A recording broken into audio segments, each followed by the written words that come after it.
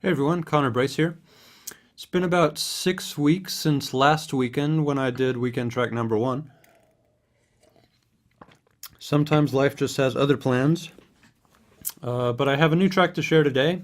It's kind of an abstract, rubato, semi-atonal, cerebral thing. So you're welcome. Moving on over to Cubase, I'll give this a playthrough and then I'll talk a little bit about what on earth I was thinking.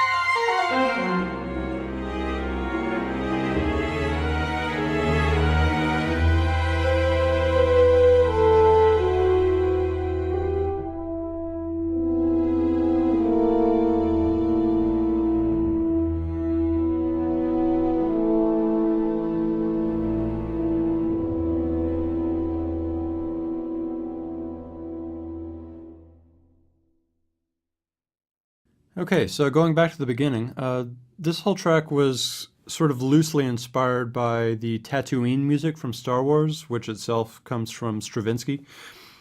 But the part I have in mind is when John Williams puts this kind of figure in the woodwinds and then moves it around in parallel to sort of create a backdrop for the rest of the scene.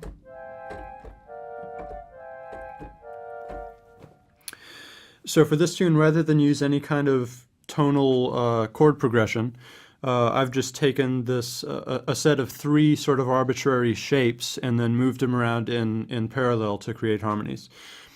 So the first shape is this. This is where you hear it right when the strings come in at the beginning. So we've got A flat, C, E, G. And as a jazz guy, I would call that an A flat major 7 sharp 5 chord. You could also think of it as a C triad with a G sharp stuck on top. But either way, it's a sharp 5 sound, so that's what I'll call it. The second is a sharp 11 sound, so if we start here and just take this E down to a D, we have a sharp 11 sound. So this is pretty closely related to the sound we just had.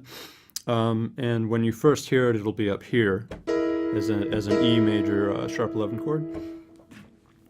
And then the third is take a fifth, and then from this top note move up a half step and use that as a bass for another fifth. So we've got 2 fifths stacked a half step apart. And this is a fairly common voicing that I use sometimes, like as a C minor 7 type of voicing.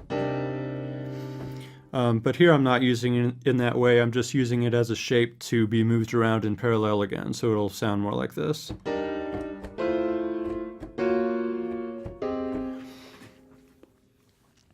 So when I talk about moving around in parallel, what I mean is that the intervals are always going to stay exactly the same. So if I move this melody note to match the first one, all the other notes also match. And I can continue doing this all the way through this line, and you would end up with straight lines of MIDI data because all the intervals are always exactly the same. So that's what I mean when I talk about parallel motion. So first we've got the sharp 5 sounds moving in parallel with this sort of winding violin melody.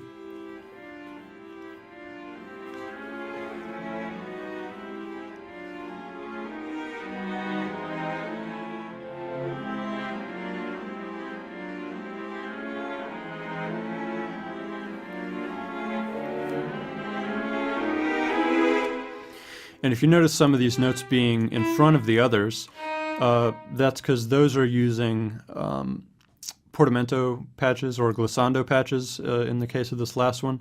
And I wanted just a little hair of that, so I put it in the violins, the first violins only, and then had to nudge that note forward a little bit to keep it in time, since it takes longer to get from one note to the next. So next thing that happens is the woodwinds come in with this sharp little fanfare, and then a cascade down.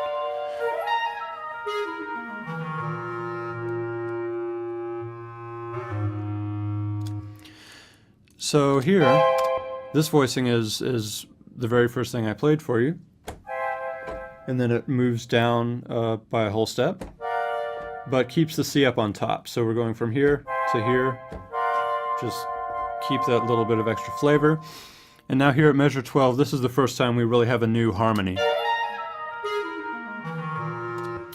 So this is that E major 7 sharp 11 chord.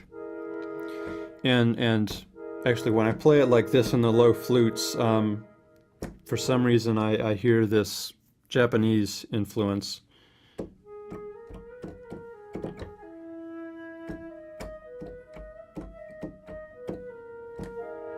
I don't know, that's just to my Western ears. But anyway, that's the kind of sound I had in mind when I chose to use that sharp 11 as the next building block. And then the strings kind of pick up on some of the notes and accent that. And then they land here with a stacked fifth sound. Let's see, I think we're here. Yeah. And then they're going to move up in parallel again.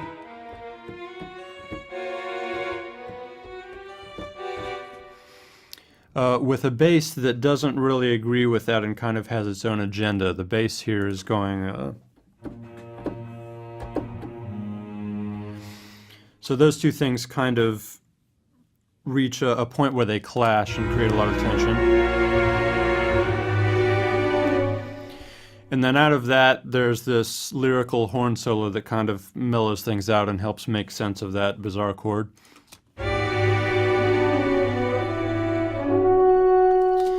And let me just back up and play from the fanfare through that, because it all kind of flows together quickly.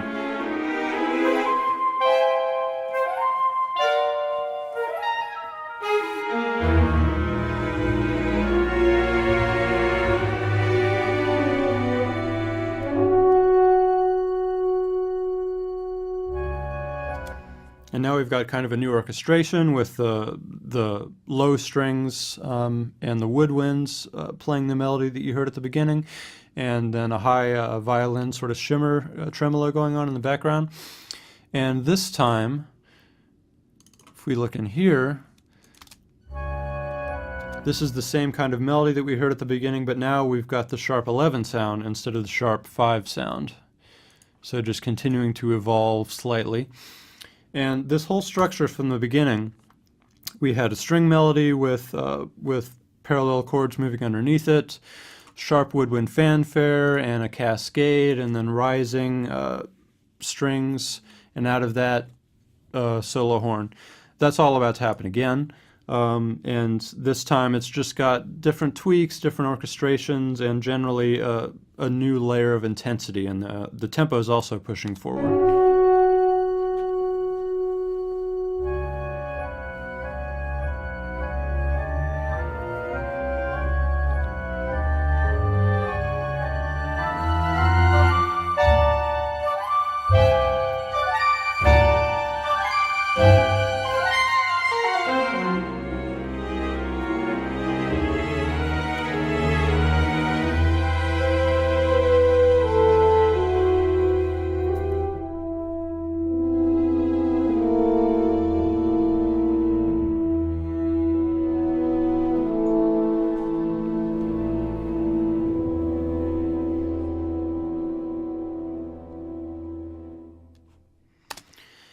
And at the end here, we've got this tag after the last horn solo where that last solo note,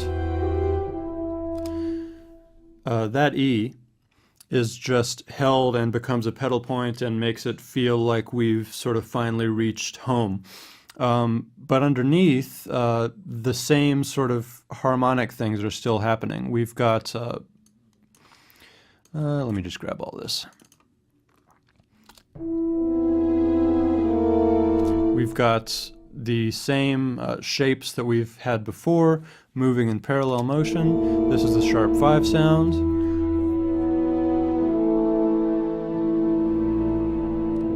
And then the last chord here is that sharp 11 sound.